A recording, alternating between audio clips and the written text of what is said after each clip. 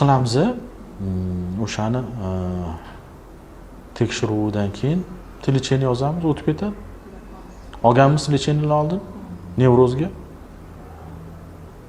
Anaqaga bosh o'shani kislorod yetib boradi. Har xil kombinatsiyalar qilishdi. Mana eng yomon xatolardan bittasini aytaman. Majburman yetishga. Mana sizga o'xshagan bemorlar keladi doktorga, boshim aylanyapti, boshimda qon yaxshi aylanmayapti ekan, urishyapti, boshqa balo battar deydi. Doktor nima qiladi? Doktor olib boshda qon aylanishini yaxshilaydigan dorilar yozadi. Kavington, piracetam, tiacetam, cereblazin, sitikalin shunga o'xshagan dorilarni yozadi. Ellizin, Actavigin shunaqa narsalar yozadi. Siz boshingiz zo'r, kislorod bilan ta'minlanishi ham zo'r. Siz boshingizda vahima bor, qo'rquv bor. Endi u qilingan dorilar bosh miyani aktivlashtiradi.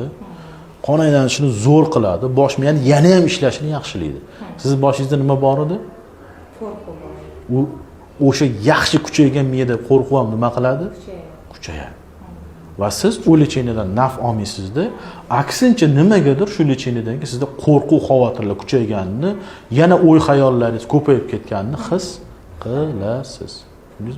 Mana shunaqa bo'ladi. Bu hozir qiladigan ishimiz, bitta tekshiruv qilamiz. Men sizga lecheniya yozib beraman. Juda yaxshi bo'lib qolasiz. Kelishdimi? Bo'ldi, yuring.